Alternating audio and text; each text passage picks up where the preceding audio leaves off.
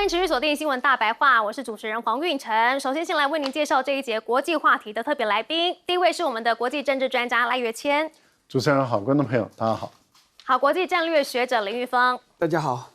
好，淡大战略所教授李大中。主持人好，大家好。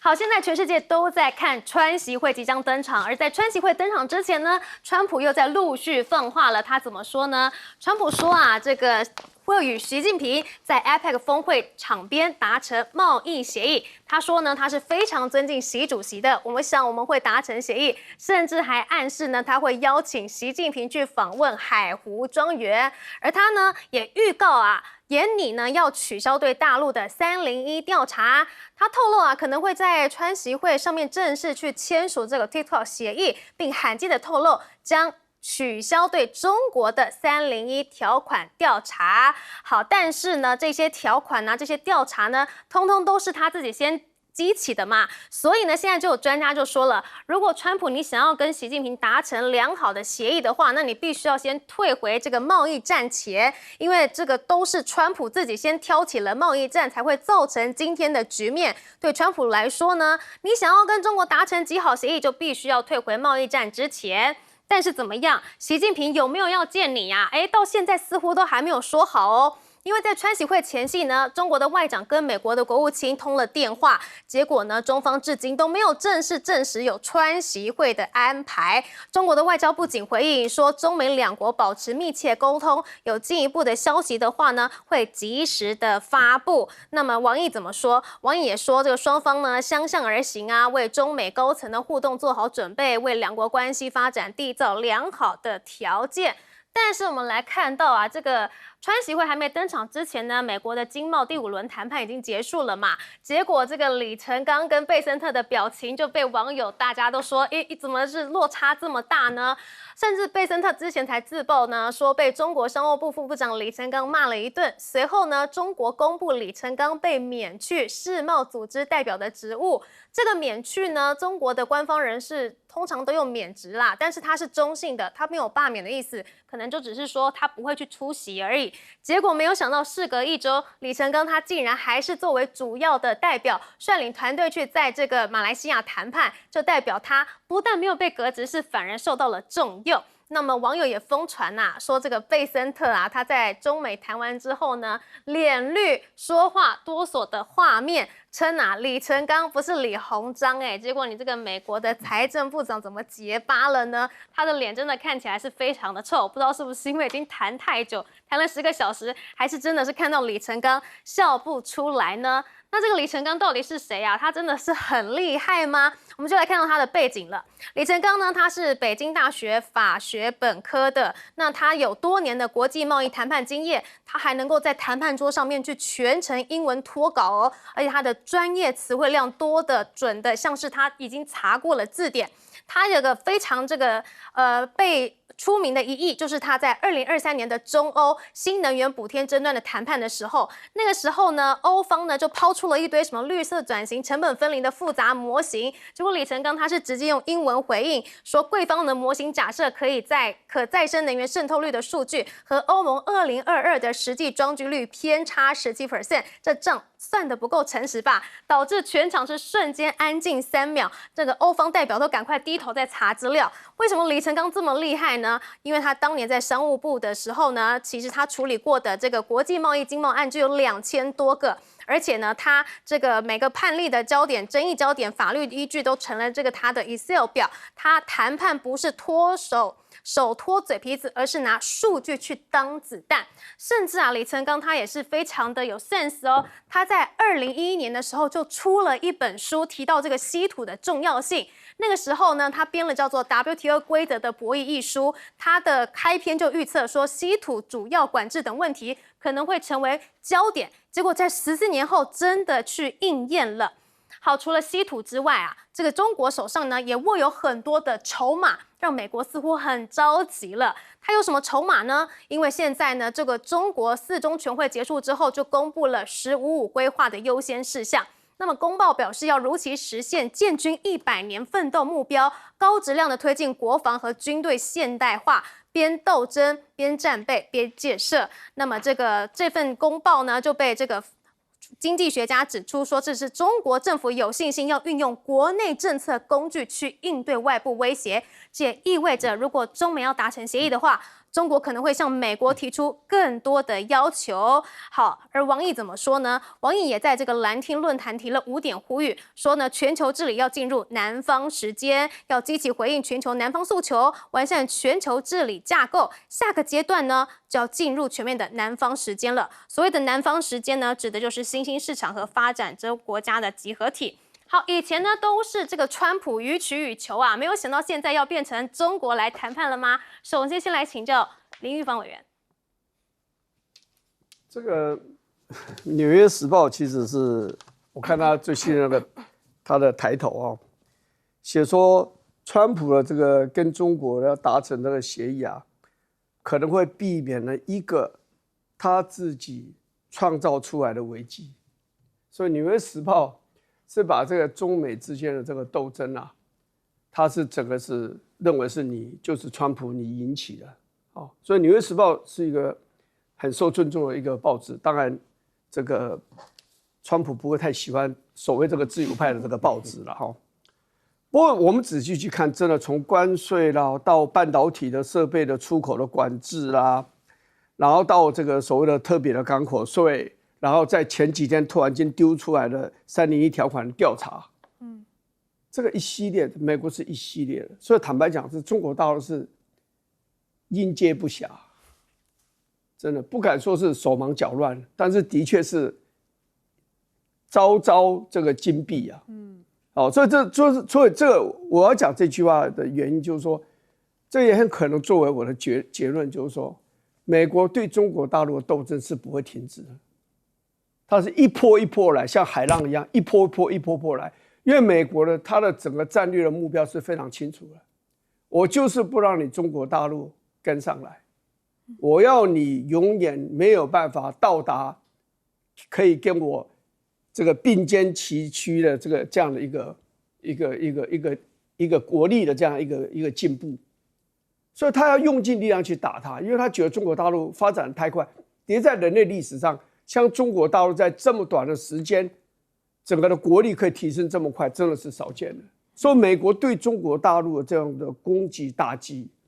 是绝对不会停止的。所以现在我们只是进入一个阶段，好像一个比较成熟的阶段。所谓成熟阶段，美国终于知道中国大陆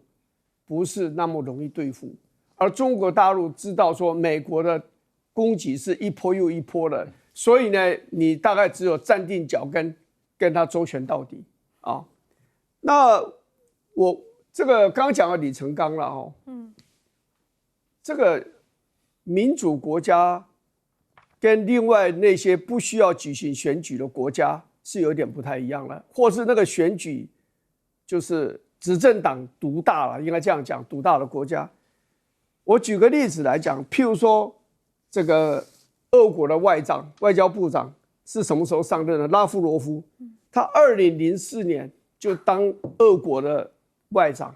当到现在已经21年了，而且可能继续当下去。你看他们以前这个驻美国的大使叫杜布莱宁，甘乃迪时候的那个也当了非常久。所以李成钢就是说，在其他的国家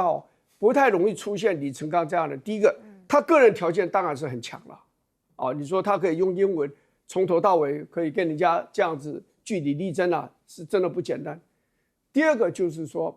因为政府的体制让他可以在他的位置上，或是跟他类似的位置上，不断的去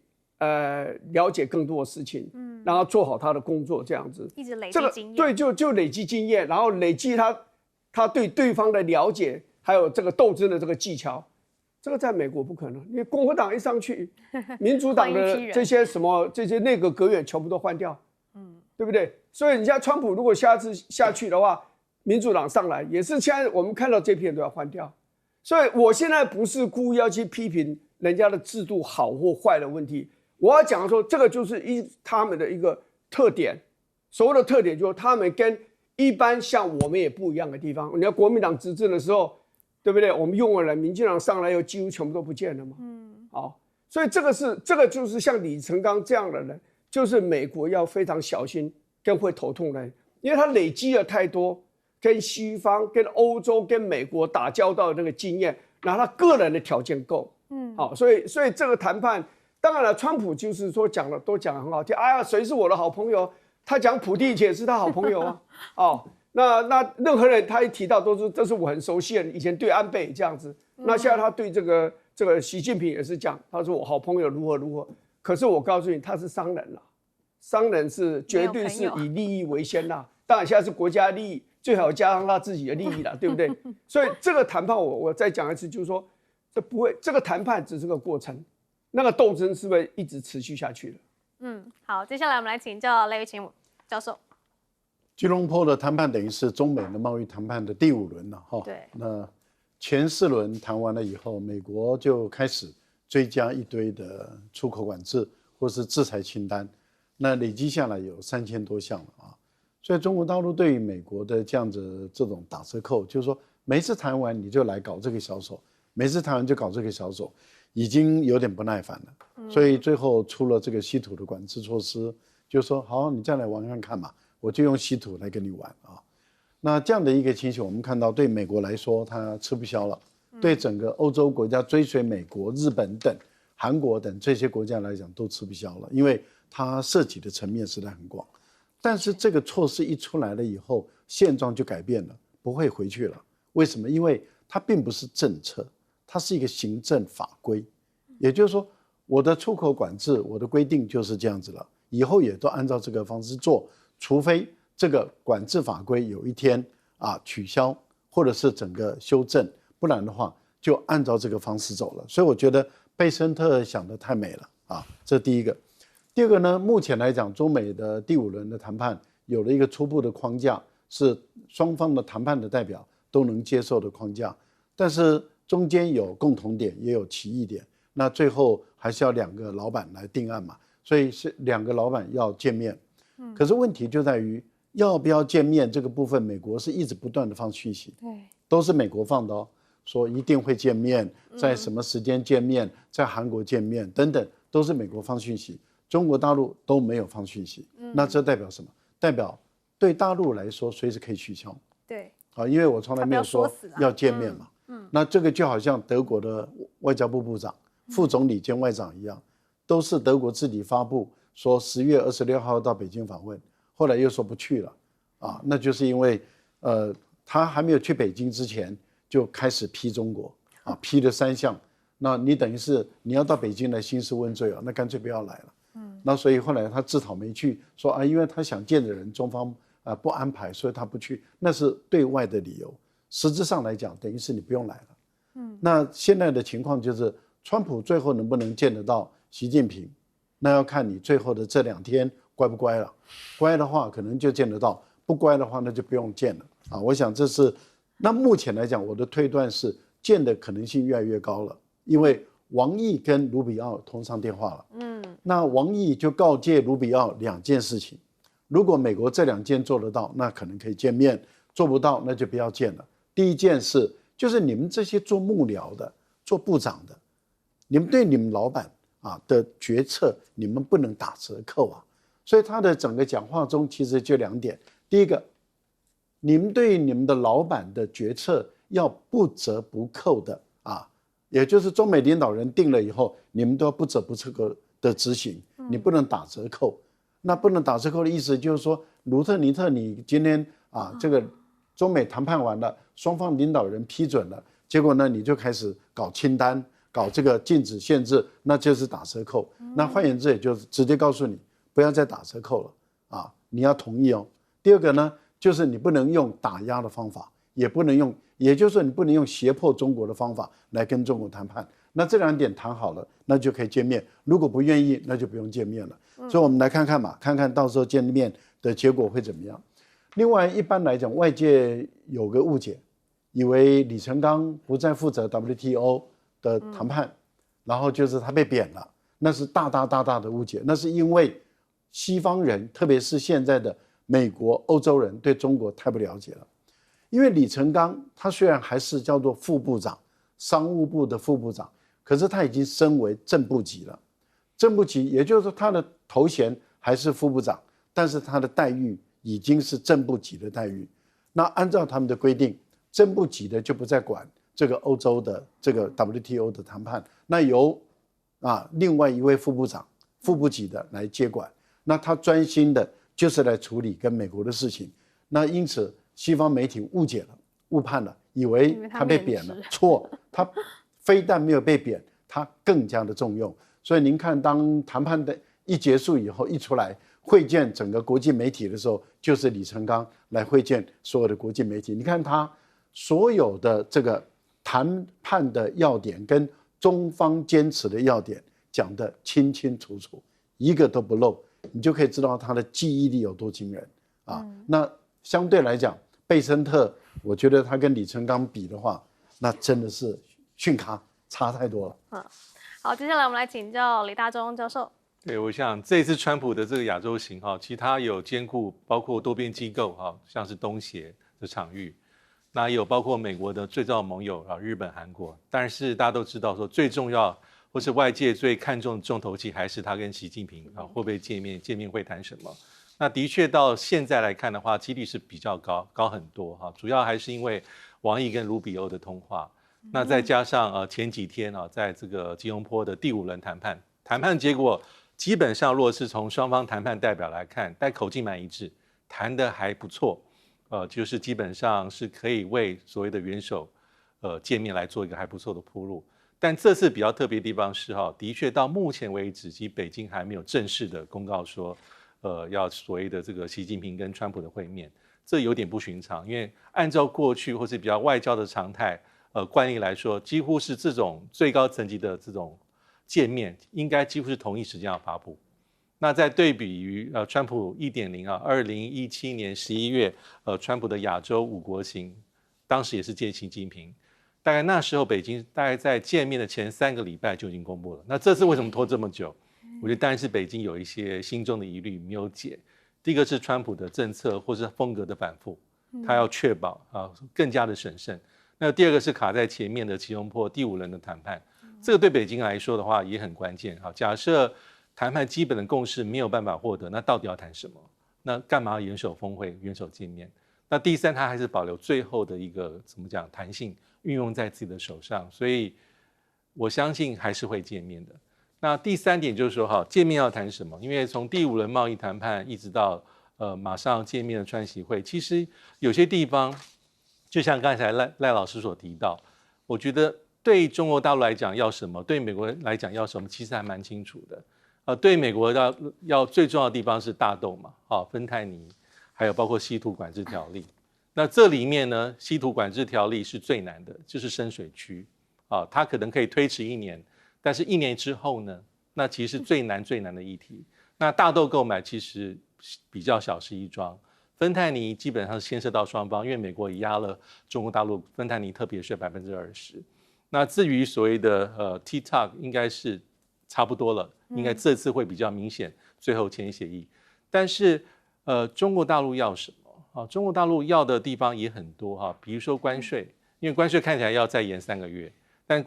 中国大陆最要的是你在半导体晶片的扩大管制，包括实体清单，这个地方其实对美国来说也并不是那么容易。这个是美国的杀手锏。那稀土管制条例是北京握在手上最有效的反制武器，所以这2个议题是属于所谓的深水区，可以拖，但是要最终的解决困难度还是比较高。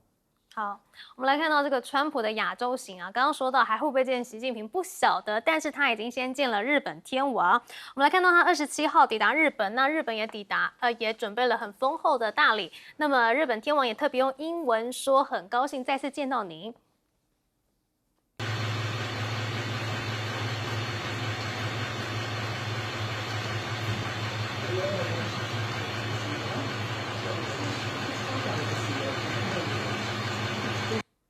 好，好，这是这2个人暌违6年来再次见面哦。那他特别用英文来跟他对话，也被人家说这看似是外交的小礼节，实则隐含了日本的战略焦虑和讨好姿态。日本开始讨论呢，如何用大豆啊、皮卡等见面礼去讨好美国。这场英文外交呢，不过是美日利益交换的冰山一角。甚至呢，川普在跟天皇见面的时候还自夸说自己解决了8起冲突。那么天皇也是说，真的好棒棒，好棒棒，不断的在讨好这个川普。但是我们来看到这个画面，真的就是有点突兀了，因为呢，川普有190公分，但是天皇的身高没有这么高，他是用这个小矮桌椅去接待川普，就看起来就像是巨人坐在一个小椅子上面一样。这个画面呢，就被让人联想到了之前塞尔维亚总统呢，他去白宫接见川普的时候，也是只坐在小椅子。这个画面一比，似乎就是怎么换人坐了呢？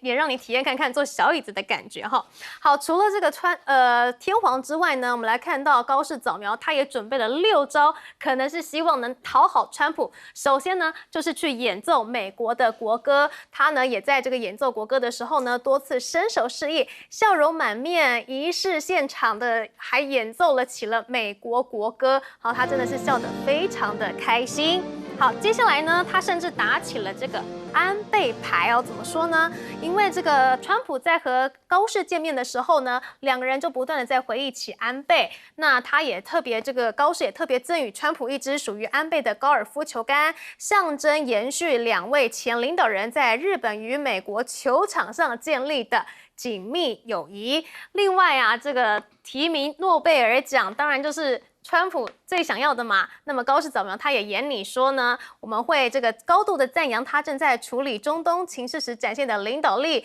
那提名你去拿诺贝尔和平奖。再来就是比较实际上的问题了，首先就是军费啊，因为高市早苗在会川普之前就承诺说要把国防预算提升至 GDP 的2%，要拉高至2% 的目标。好，再来还有稀土的问题，哇，这也是美国很想要的。那高市跟川普已经签署这个稀土协议了。那接下来还有就是日本的企业家了，这个真的就是川普最喜欢的了。川普最喜欢见企业家，然后问大家说，你要加码多少？你要加码多少？那日本产业界为了避免贸易问题再次升温，于是就展现对美国的投资态度，以回应川普要求的交易。好，那相较于这个日本不断的在讨好美国，那中国方面怎么样呢？卡在美中之间，所以呢，这个港媒就报道了说，其实中国大陆对于高市早苗是不理不睬的，到现在他都已经就任1周了，都没有去发贺电。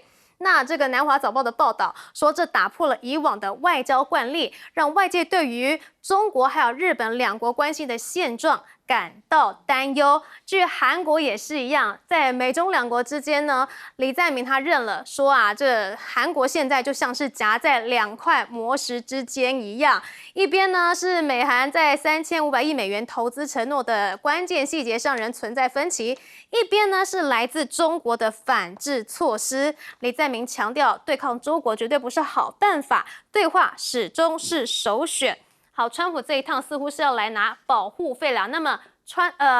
日本这边给的够不够多呢？我们先来请教林玉芳委员。日本跟美国的关系只要看当年麦克阿瑟跟日本天皇第一次见面的时候，日本天皇那个谦卑的恭敬的那个态度就确定了。日本人跟中国人有所讲的王道不太一样，他们信的就是武士道的精神吧。再讲不好听，这就是霸道的精神。那武士道精神就是说，你如果可以把我击倒，把我打败，我就佩服你，我就服你。可是呢，中国传统来讲王道精神就是说，要有种怜悯我们有时候在上位的有时候对底下的可能还有一些怜悯，但日本武士道不是这样子的。所以你看，动不动叫你切腹在上位的人动不动叫你切腹，就这样子。所以对日本来讲，他们就觉得说，我在2次大战这个战争里面，我是被美国打倒的，所以我必须对他恭顺。这个就是他们的文化深植在心里面，而且事实上也是，因为对日本来讲，它的战略的环境可真是不太好。上面的俄国是核武的大国，左边的朝鲜也是核武的国家，中国大陆是第3大的核武国家，它就在亚洲的东北角那个地方，就面对着3个拥有核武的国家，而且它跟南韩的关系其实也不是那么顺利的，大部分为了独岛，也有很多的吵吵闹闹，只是近年来才比较有所改善。韩国人对日本人占领期间的做法，跟很多台湾人的看法是不一样的。韩国人是认为日本就是个侵略者，就是虐待我的人，所以他们对殖民时期他们是充满着愤恨的。当然还有慰安妇的问题，对，所以这个是很不一样了。所以日本他就觉得说我必须要讨好美国嘛，说美国说什么，基本上我很难对抗。日本现在的他的国防预算大概是1.8%，占 GDP 的1.8%，他现在大他提到2嘛，2%嘛，那未来会不会再增加，我们就不晓得。南韩情况是比较不一样，就是南韩它是要就是说它在经济上是对中国大陆很大的依赖，中国大陆是南韩最大的贸易伙伴，而南韩是中国大陆的第2大的贸易伙伴，所以双方的经贸关系因为地理上的接近，所以是很有发展的这个前途的啦，潜力这样。可是偏偏在外交或者说军事上，它要依赖美国。所以他在这2强呢又不合，激烈的斗争，他就夹在中间嘛。我比较想讲的就是那个稀土的问题了。美国跟日本递交就这次签了一个这个稀土的协议那洋洋洒洒，你要调那个文件，我调它原文来看，他写的非常的仔细啊，大家要怎么合作啊，什么对不对？要去找矿啊，要去开采啊，要精炼提炼啊。其实说实话。这2个国家对中国大陆的稀土都是高度依赖的啦，而这2个国家呢，也看不出未来这1-2年，他们自己本身有办法生产稀土。日本有，日本在太平洋的深处也不是深处啊，在关岛那个方向了离东京大概1900公里，有个叫做南鸟岛，南方的鸟，南鸟岛那个地方，他们曾经针对它附近的海床2500平方公里的地方，他们有找到大概有1600万吨的稀土。但是你知道海底，你在海床，在深海里面开采稀土不是那么容易，所以到目前为止并没有真正的开采的行动，因为没有经济价值嘛。你要花1000块钱提炼出来的稀土，大概只有价值100块，你当然不会干这种事嘛。所以这个2个国家的做法，务宁认为是2个没有安全感的国家，他们合作，而且对美国来讲还有一个好处在哪里？因为川普马上就要跟习近平见面，稀土是重要谈的这个焦点之一，所以他这个地方主要是做给习近平看，就是说我跟日本都是这么进步的国家，而日本有这么多的稀土，我美国境内也有稀土，那我们未来就合作啦，有一天我们就不要你的稀土啦。所以如果它是一种外交谋略的一招啦，主要是美国在引导的啦，就是想要增加一点谈判的筹码啦。对。那赖教授您怎么看呢？日本确实非常极尽所能的去巴结川普讨好川普，希望逗得川普很开心。当然他的方法还是比较内敛含蓄的，他不像马来西亚载歌载舞的跳舞唱歌，然后逗得那个川普开心的不得了。甚至当川普要离开马来西亚飞到日本的时候，在机场的那个红毯那一小段路上都舍不得走还在那边扭来扭去开心的那个舍不得离开，因为他在美国没有受到这么好的待遇。他只有在马来西亚才有这么多好的待遇这么多人不断的重复同样一个旋律的歌，然后在那边载歌载舞，不断的真的不想回去了。对，那本来那些工作人员想说演完了就要下班了，结果呢他不走了他就站在那边跟他们看了，结果他们就只好一遍一遍的跳，一遍一遍的跳同样的舞然后跳得川普开心的不得了。好。可是到了日本呢以后，日本是比较内敛含蓄的那不可能说在机场载歌载舞那他就您刚刚讲的，到了日本的国王，就是日本人叫天皇的这个会客室里面那坐下来的是一个个子高的高头大马，坐在一个小板凳上那显得日本的天皇就比较匀称然后川普显得很别扭一个这么大的块头，然后坐在一个小椅子上这个当然不舒服的，谈了30分钟离开了。但是由于日本的国王他本身没有实权，所以没办法做任何决定。到了跟高市早苗会谈的时候，我们看到2个重大协议签出来了。第一个就是稀土的协议，稀土的协议签出来以后，我们要问的是美国投资多少，没有说。他们是说美日共同开采提炼稀土，有合作的协议，但是美国出资多少没有说，在哪里提炼没有说，最后享用的是2国共同享用，那这点就很有学问了。所以重点在于第2点，就是打钱来，5500亿日本人要把钱送给美国人去花了。鲁特尼特今天就已经有公布了说他是动用日本的这5500亿的投资委员会的主席所以5500亿是谁来决定怎么花呢？鲁特尼特他来决定，5500亿美元天价呀！那他已经说了，这个从阿拉斯加的天然气管到日本的这个从这里面来支，所以是日本人买单，但是美国人用，利润归美国人所有。他又宣布了，美国的高速公路基础设施已经那个桥都烂得一塌糊涂了，那要重修，那这个钱哪里出？这个5500亿出，然后高速公路还有桥梁的建设在美国实施，那他来负责。好，又说了，美国由于现在没有造船工业了，所以美国要重建造船工业，造船工业需要资金，哪里出？这笔钱出，谁给钱？日本给钱，利润归谁？美国，因为美国的利润收取90%，剩下的利润给日本10%。观众朋友，巴结到这个程度，我们要问的是换回什么？关税没有降哦，因为从来没有谈到任何关税的问题，所以关税没降。这个对日本的好处在哪里？拿了一个黄金美日的安全保障协议，这看起来真的是稳赚不赔的生意耶！川普真的好会谈这个谈判哦，李教授。对，我觉得这一次这个高市早苗在做川普的整个接待的准备，其实应该是下足了所有功夫其实前首相石破茂也是如此的，但看起来感觉起来，川普对于这一次的日本行，包括跟高市的互动，应该是非常非常满意。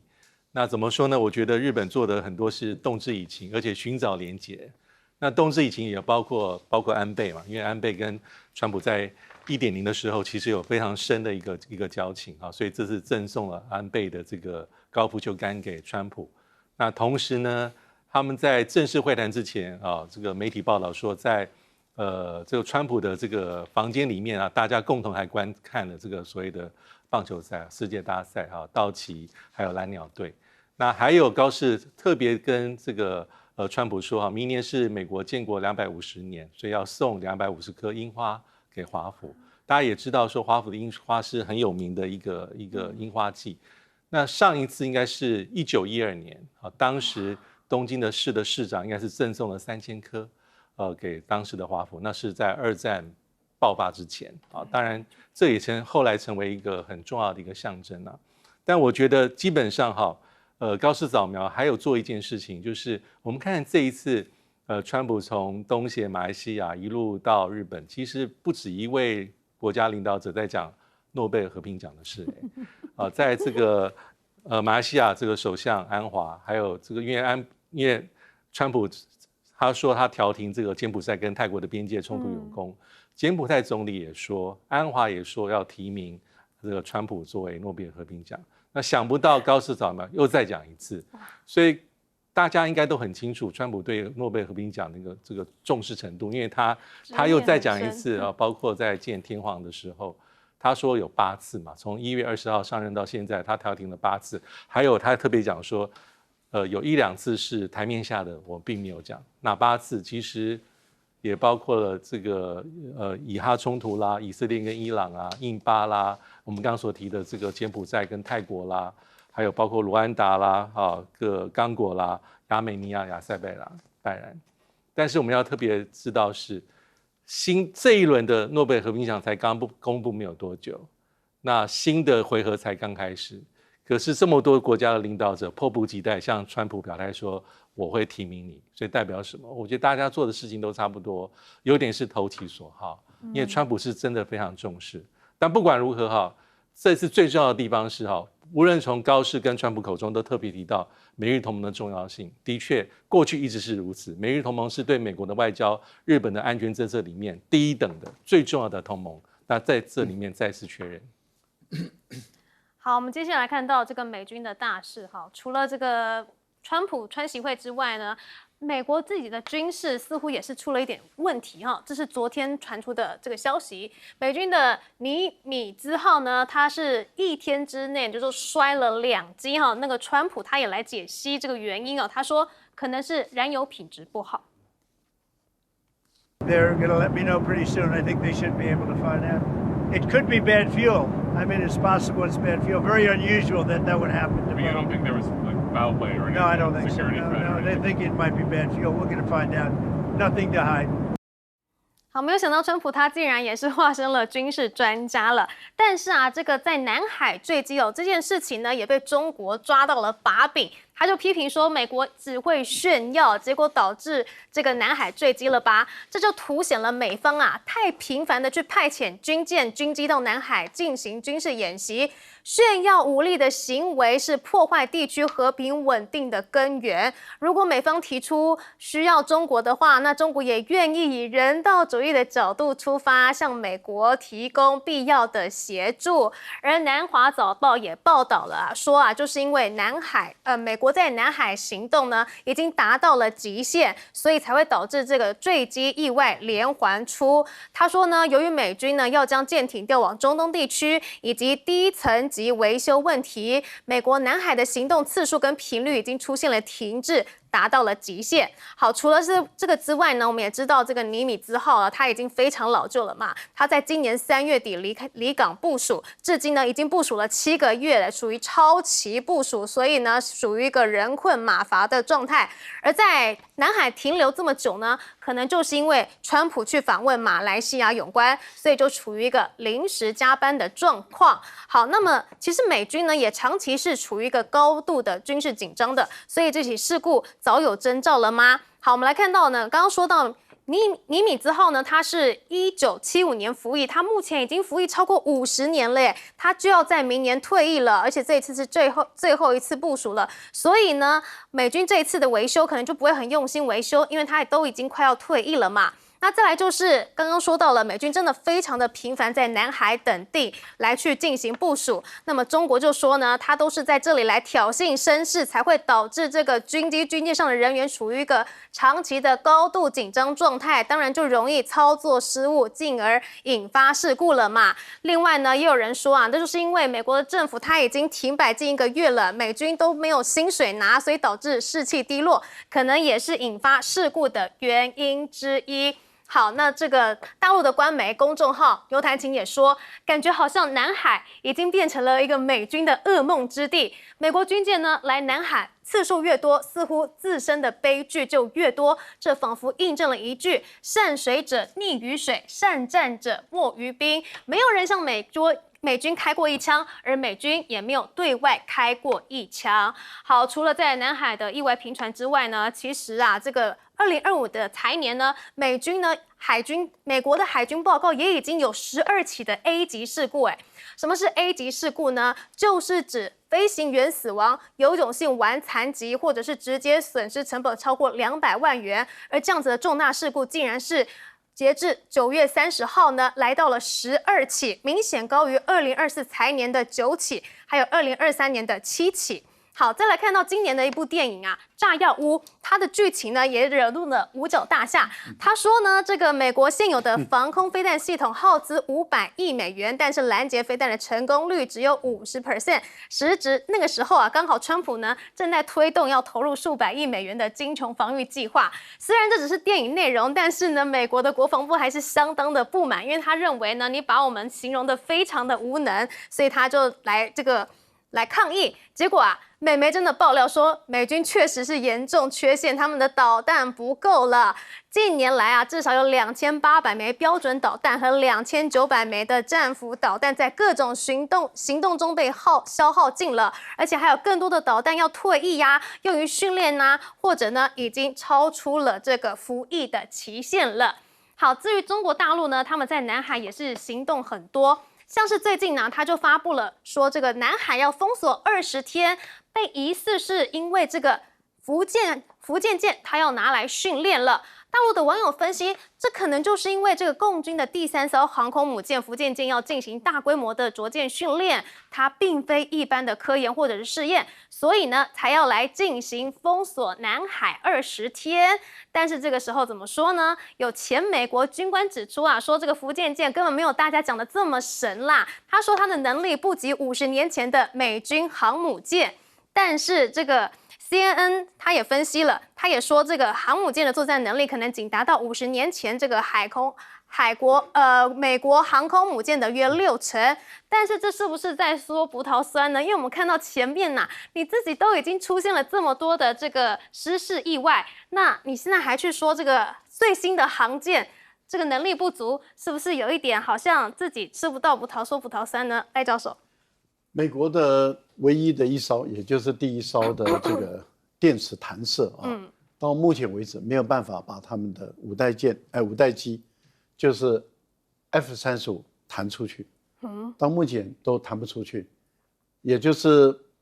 现在这个问题还无解，所以他们的第2艘、第3艘能不能用电磁弹射器把他们的这个第5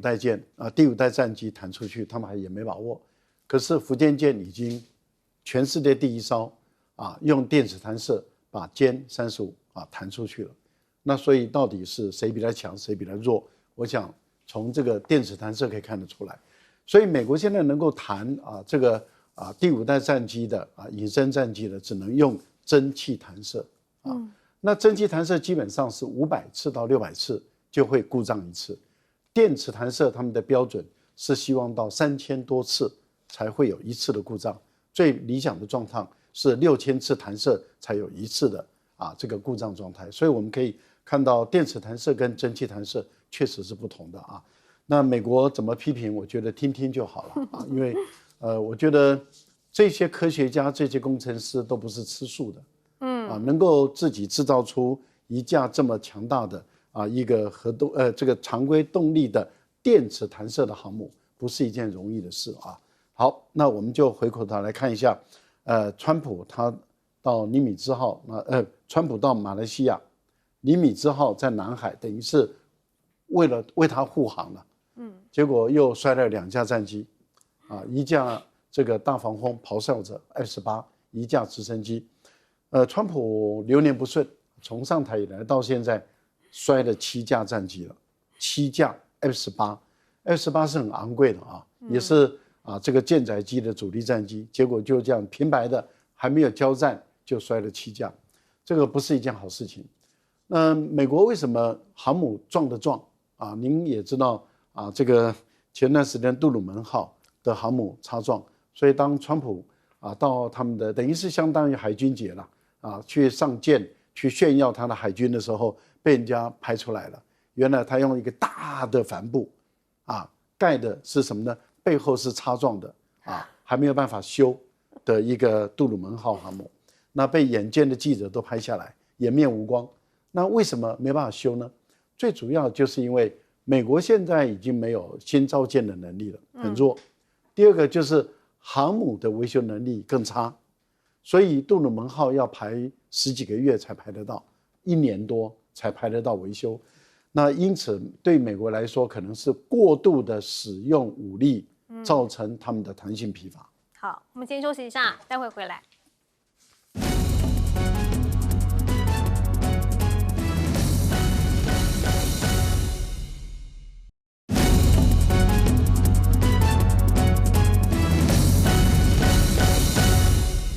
川普真的是流年不顺吗？怎么现在美军一直在撞击呢？请教林玉芳委员。有人说是不是这个航空母舰太老了？我想不是了，因为这个飞机已经起飞了嘛，才摔的嘛，不是在甲板上这个摔的嘛。那它这个飞机啊，就超级黄蜂呢，它这个飞机是不是太老了呢？我想应该也不是这个超级黄蜂这个太老了，它是没有错，是2000年年初的时候他们开始交接，那个这个叫2000年年代的初期的时候开始交机啦，所以服役到现在为止，中间一定有经过所谓的性能提升，哦。像我们的 F-16的话，是1997年开始交机的，可是，在2017年的时候，我们就进行所谓的凤展专案，把所有的 F-16都做性能提升。所以只要经过性能提升啊，大概这个不是问题啊。所以你去问这个，你去看了网上很多的专家学者在讲的，这个超级黄蜂这一款的这个 F-18这款的飞机，这不算太老。所以很可能就是说，你有没有好好去进行维修，这是一个问题。还有人员怎么样？因为说实话所谓的航空母舰的这个飞行员是执行全世界最困难的这个任务。你看，航空母舰看起来很大，在海上，在海浪大的时候，在动荡的时候，那个开飞机要去降落在一个动荡不停的航空母舰上面，要非常大的勇气呢，还有技巧，所以他们的训练是最严格的，就是航空母舰的飞行员训练最严格的，所以可能跟维修可能会有关，保养啊这些还有人员是不是处于疲惫状态，我们当然不晓得。不过航空母舰在海上通常执行一次海上的任务是6到9个月。他现在7个月其实是不算长的，超时了，不算长，真的是对美军太超了点。好，我们先休息一下，待会回来。